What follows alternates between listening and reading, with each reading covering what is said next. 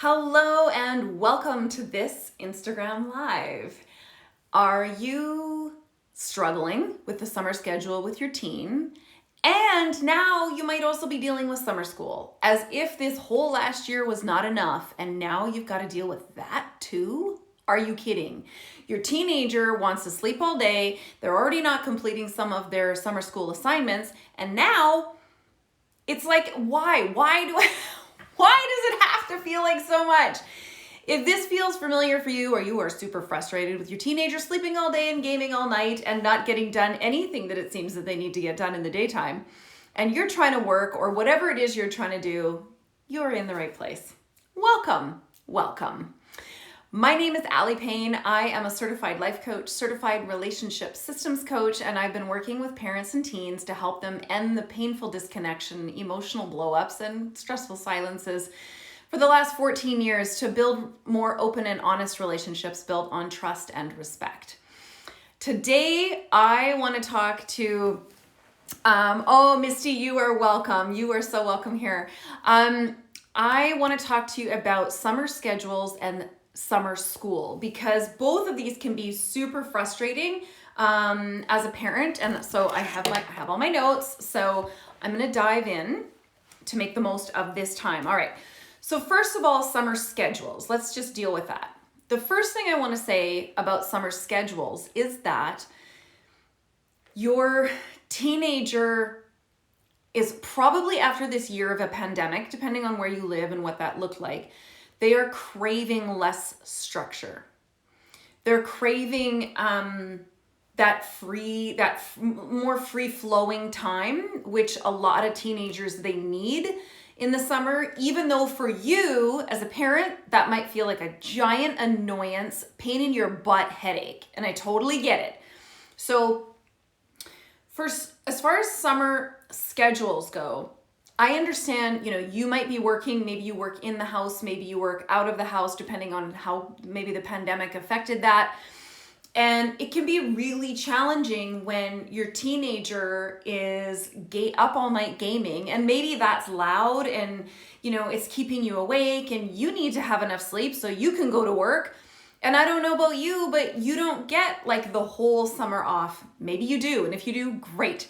But maybe you're still working and you're still trying to do what it takes to run the household, and it can just feel irritating that your teenager is up all night, then they sleep all day, then they're not doing meal times with you, like their whole schedule just gets so off, and it's annoying. I got it. Okay, here's some of the research that I found. Because I wanted to come to today with something concrete for you. As far as summer schedules go, I need you to understand a little bit about the teenage brain. So the adolescent brain is going through the second and one of the largest growth phases. Now, I want to define growth phase from developmental phase, okay? The brain never stops developing, okay? Hey, Southpaw! The brain is developing throughout our lifetime, really, but the adolescent brain is actually growing, okay? Like upper gray matter, like it's actually growing. It's going from a simple computing system to a very complex computing system. So teenagers require more rest, okay? Teenagers require more rest. So that time when you're looking at your teenager and you would like to think they could be doing something more productive, or where they're being super lazy and they're just doing nothing, that super lazy doing nothing time, that's actually really critical for the teenage brain in its growth. I don't know about you, but if half of your brain, because the other half is already fully formed. The emotional brain is fully formed, which is the lower half. The upper half is actually growing. And it's developing critical analysis, critical thought process, independent decision making, determining, actually, you're right, personality, identity, values, beliefs, even so that when it's not doing anything, that's what it's doing. Like it's constantly going But the worst part for teenagers is it's non-linear. So studies have shown that the brain has different blood flow going to different parts of the brain completely randomly throughout this time. So I just want to say that the teenage brain needs more rest time. So I know that can feel like, oh, my teenager's not doing anything. They're just sitting there. They're being so lazy. Yeah, I got it. They need that time, okay? No wonder teenagers are so crazy. Yes, I know. Just between you and me. Okay, so they need more free time and they want less structure. Now, as an adult, again, when you are busy and you have a lot on your plate, it can be easy to look at your teenager over the summer and say, well, it must be nice to sit around on the couch all day, or it must be nice to watch Netflix all day, or it must be nice to do gaming all day or something, and get really resentful about that. And I understand that. I totally understand that. If you're feeling overwhelmed and you're tired, I don't know about you, but this whole last year, emotional exhaustion is a thing. It is a thing. It is a thing for adults. It is a thing for teenagers. Okay? Some of the signs of emotional exhaustion are the lack of ability to focus on a particular task, increased times of procrastination without productivity, waking up feeling exhausted even though you went to bed. So let's just be a little bit cautious with each other this summer, okay? Now, okay, I want you to also check your expectations around, I'm talking just about summer schedules first. I want you to check your expectations. Your teenager is not your employee. Okay, that's where, if you want to unfollow me, that's fine. Your teenager's not your employee. So you're not going to go give them a pink slip like after day one when they are sleeping more, sleeping in the day, they're resting more, and they're maybe not doing what you do. They're not going to work for 8 to 10, 12 hours a day, whatever it is you do. They're not scrubbing floors and grocery shopping. They're not doing that. And I think as parents, it's easy to get really resentful with teenagers about that. I know I have, because in front of you stands a seemingly grown person who is capable, like a capable thinking person. So I think as a parent, it's easier to get angry about what they're not doing and how they're not contributing and how lazy they are, because you see a fully formed functioning human being, as opposed to when they were 6 or 8, or maybe even 10, and they just didn't have all of the kind of the capabilities to do that. Your teenager might be smarter, your teenager might be more physically able, but they are going through a massive brain growth and development stage that they weren't going through back then. So yes, they know more, but anyway. All right, I've said enough about that. So I want you to, again, to check your story about what's reasonable as a teenager, and I want you to check your expectations.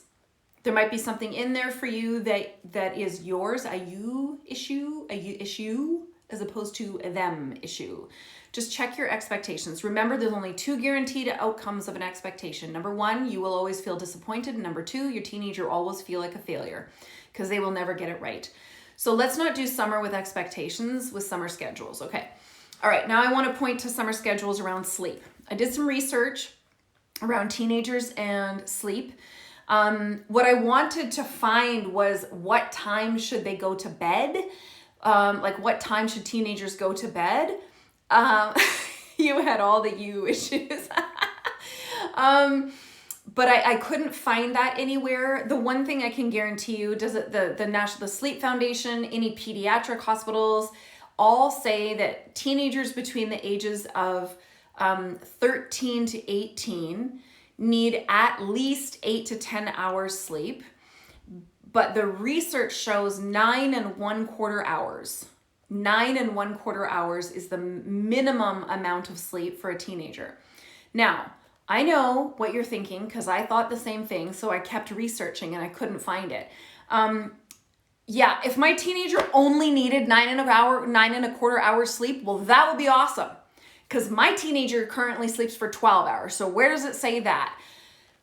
It doesn't. I looked and looked and looked, and I couldn't find anything about that high level of sleep. But in my experience, it's more like 10 to 12 hours, but the research shows 9.25 hours. So I wanted to tell you that.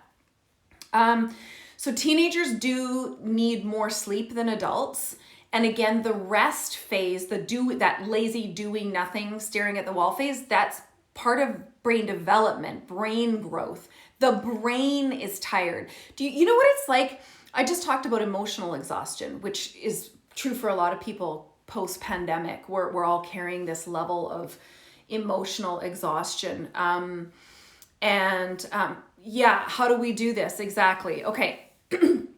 So teenagers also have emotional exhaustion right now, just like particularly this summer, particularly this year, after pandemic schooling. And I'm going to get into summer school, but if they didn't do well in school and they really struggled, there's a level of emotional exhaustion.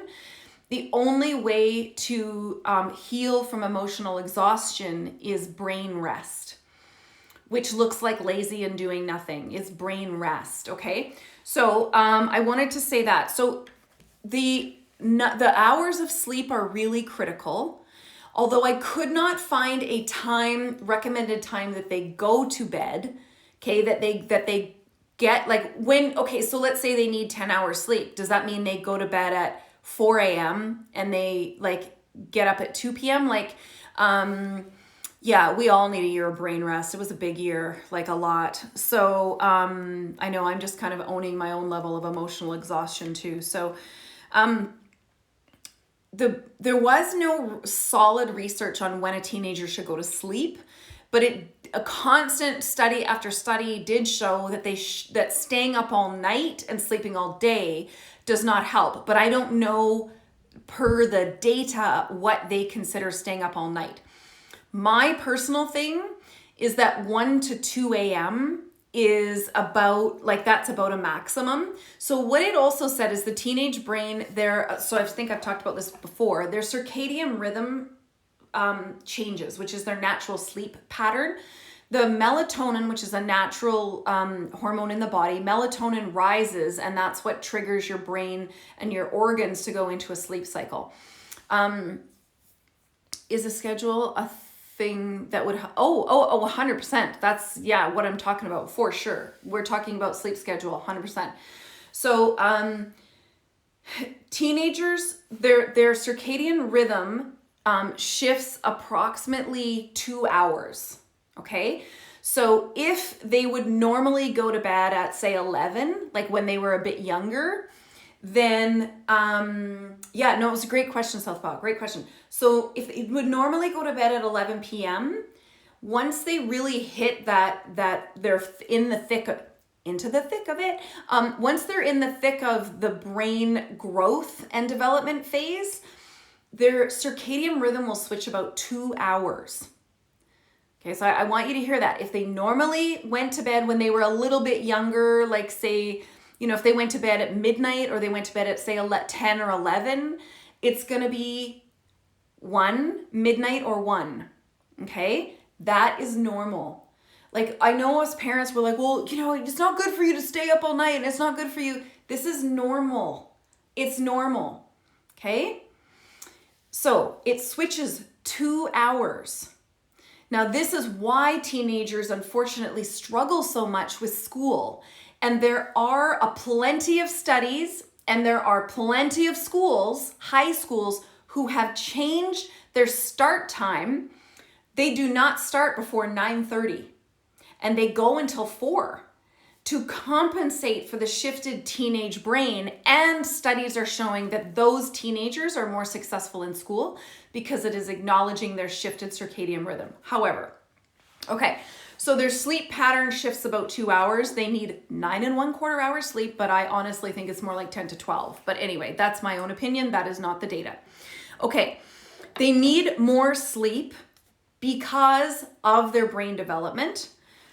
Here's what I need you to know. The lack of sleep impacts. Now, when I say lack of sleep, I do mean the staying up all night and the sleeping all day. That is actually not considered as healthy in a sleep schedule as going to sleep by, I'm going to say like 1 or 2. If you have an older teen, like 1 a.m., they say between the ages of 13 and 18, but because every teenager reaches that pubescent, adolescent brain stage, differently. You're the parent, so you would know.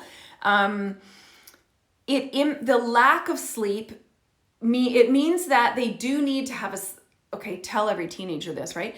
They need to have a steady sleep schedule.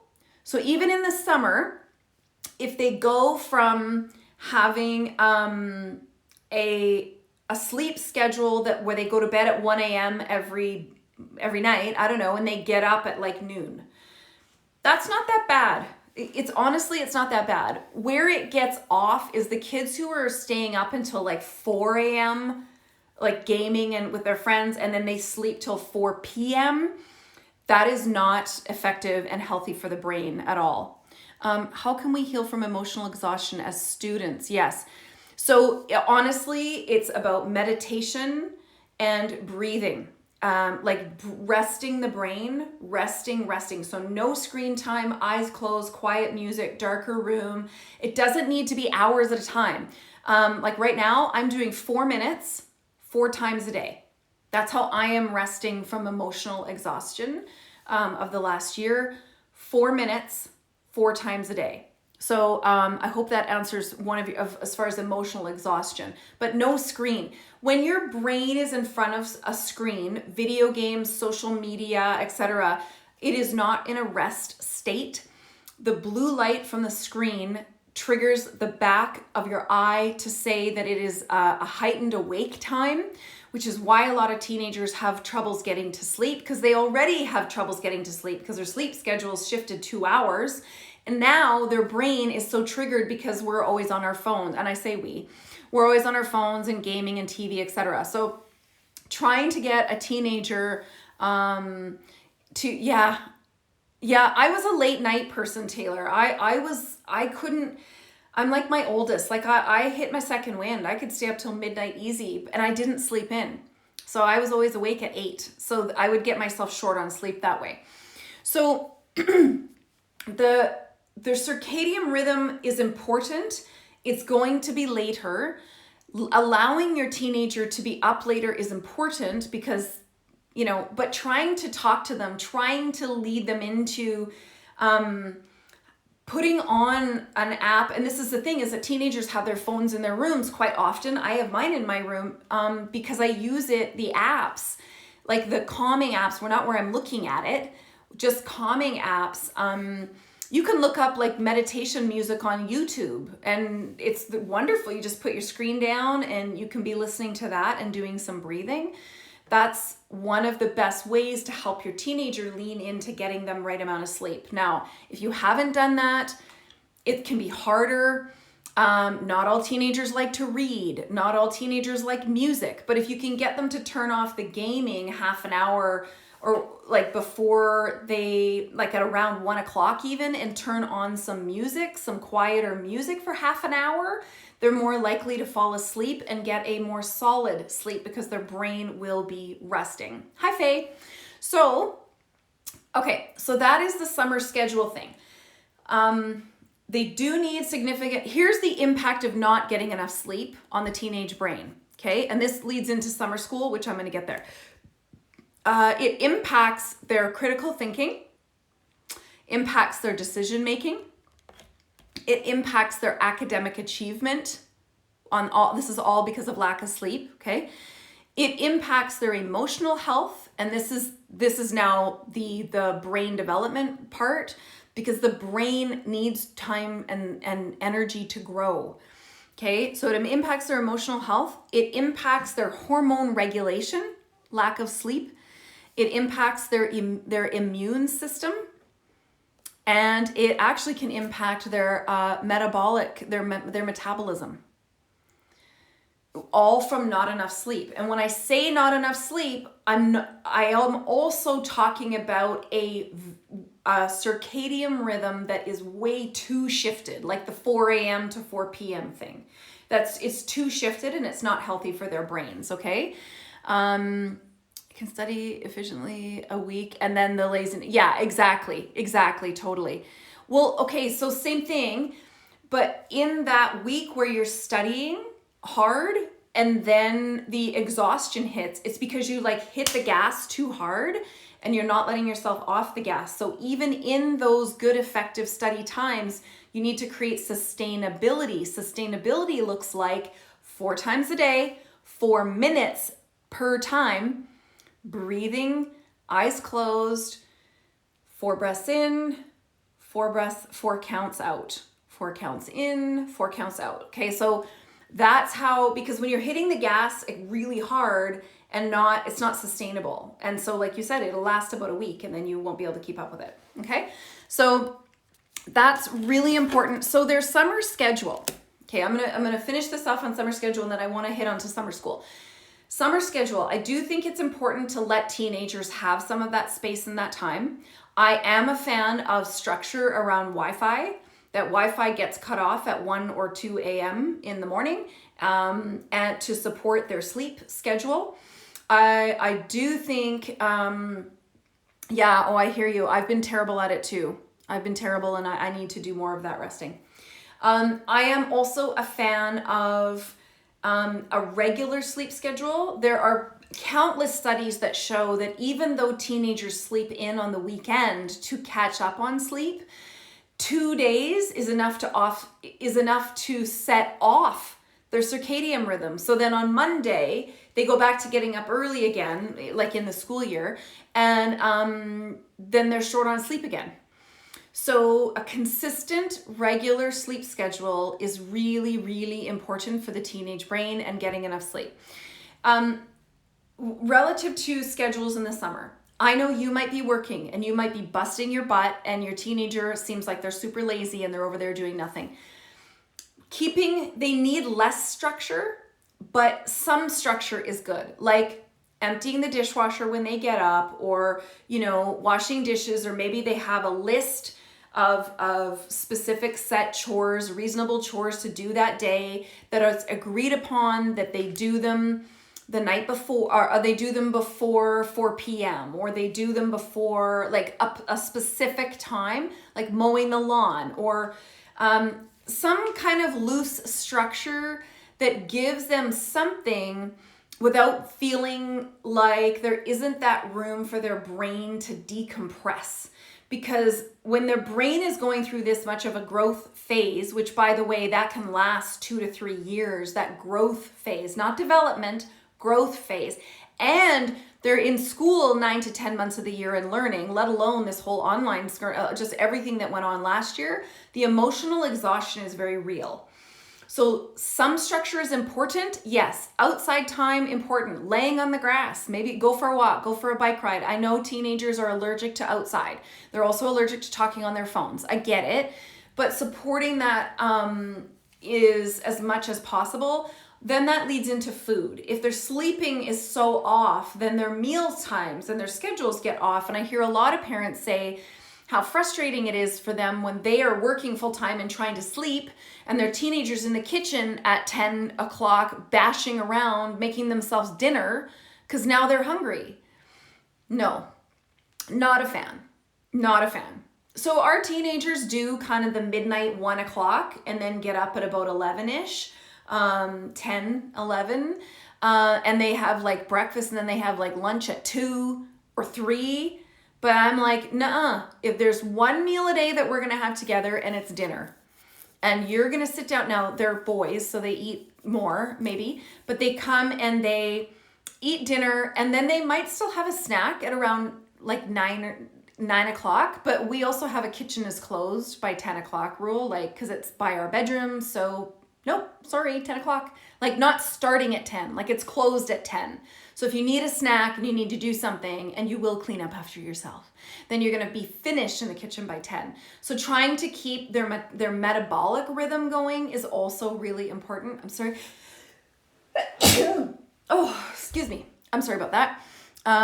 What if it is always no for these chores and then teen and parent end up arguing. Well, so Harpreet, then it's time to set some boundaries. Like, these are reasonable chores that you're asking them to get done. And if they don't do the chores, then it's like, well, then I guess you're not going to your friends. Or, you know, like, you don't do it like out of spite, and consequences are not set out of revenge or retaliation, okay?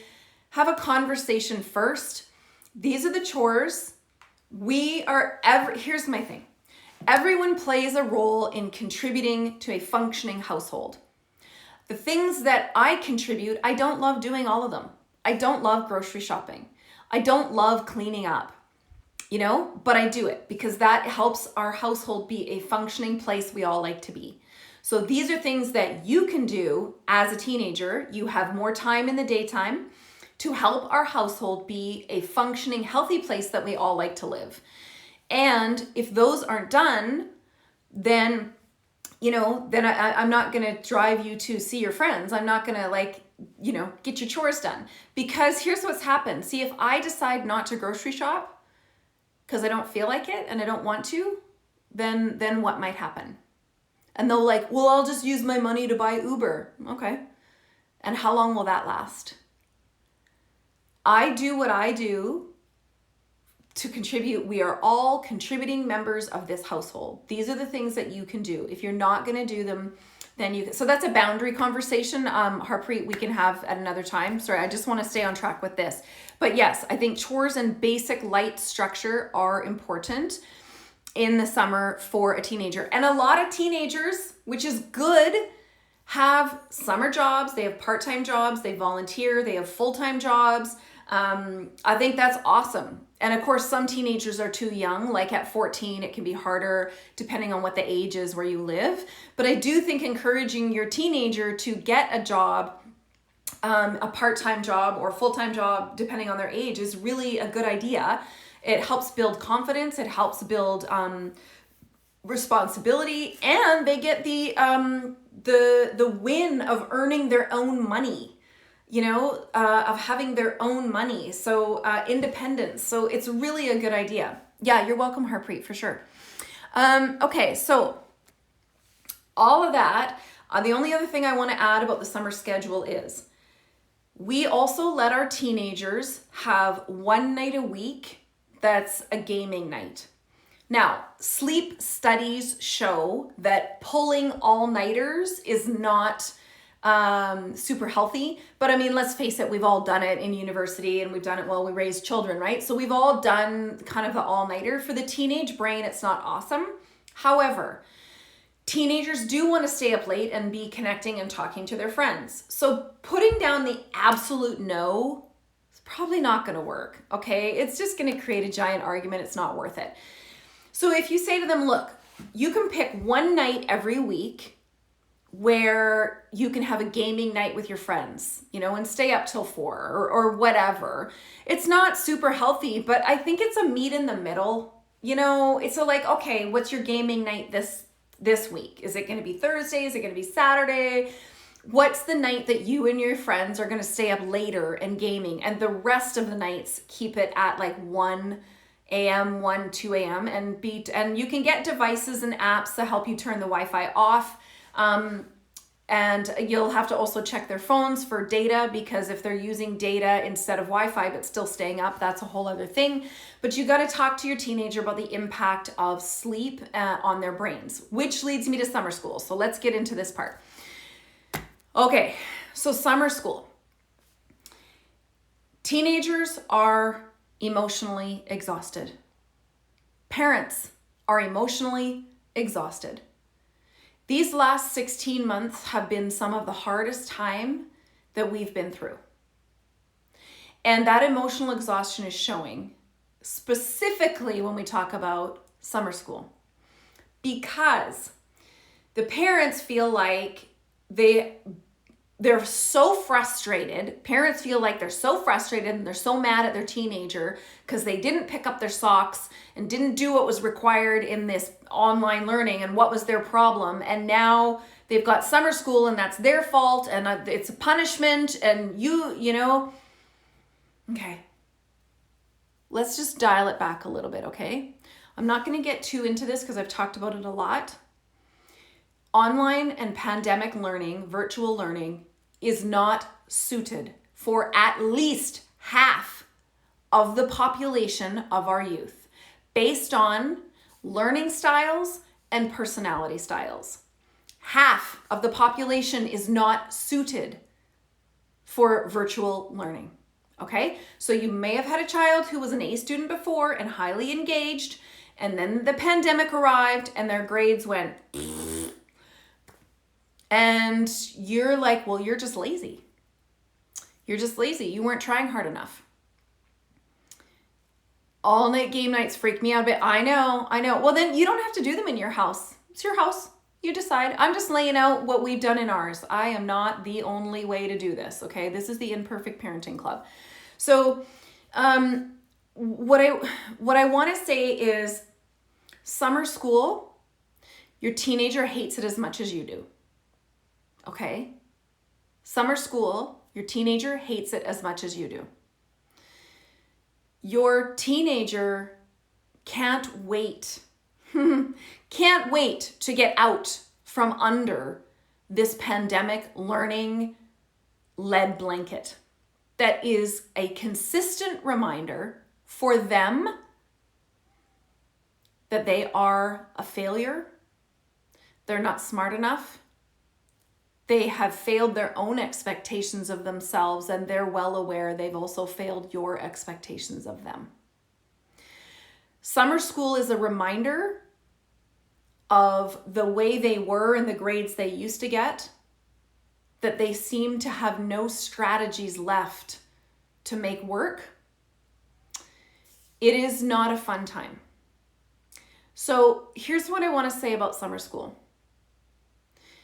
Policing your teenager about the kind of performance-based summer school stuff they get, like what assignments are they handing in and when are they due and are they getting them in on time and are they actually doing them, and well, it's due July 23rd and you still haven't done 6 of your assignments, and like, what's your problem? Like, what? That's not going to work. I know you're frustrated. I know. And I think part of why you might be frustrated is because you believe so much in your teenager and you see who they were and you know they're capable of so much. But here's the part I want you to constantly remember, please. They also see who they were before this pandemic, and they don't have a clue and do not have the intellectual capability to develop the strategies or have the awareness and insight to get back to that person or figure out how to deal with the way it is now. Okay? So when it comes to summer school and summer schedules, yes, you want to encourage your teenager to have a regular sleep pattern. Encourage them to get the 10 to 12 hours of sleep, which if you're with me, that's not hard to encourage. They want to sleep. Keeping a basic schedule for their summer school is helpful. However, help them set that schedule. Just because you get up at 6:30 and you go to work for 8:30 does not mean it's healthy for your teenager to get up at 6:30 and start work at 8:30, because at least if you leave for work and they're staring at the computer, maybe there's half a chance they're even going to get that work done. They need sleep. They need rest. Now, still, helping them develop that schedule is important.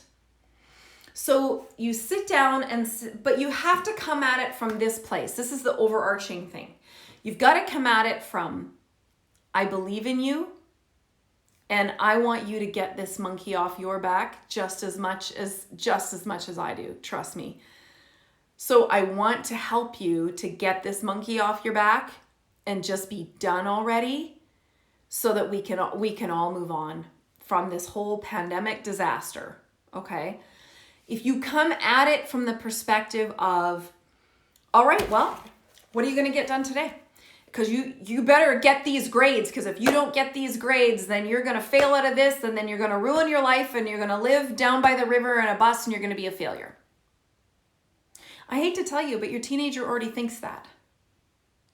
Like they're literally already living in that hell. Many teenagers from this pandemic learning. Okay, they already think that. So I'm going to ask you to check your expectations. And I'm going to ask you to check your stories. Is failing one class really going to ruin their life? There's a lot of very successful people who didn't even finish school. So let's be careful. Okay? I'm not saying it's the best case scenario. But the entire education system, this is like thousands, tens of thousands, hundreds of thousands of kids are in this same boat. So, you know, when they're 25 and go to apply for their dream job, do you really think that that employer is going to go back and look at that grade 10 or even grade 11 or maybe even grade 12 course that they failed? No. Employer probably doesn't give a crap. So let's be careful. All right? So you want to help your teenager to commit to a schedule that works for them.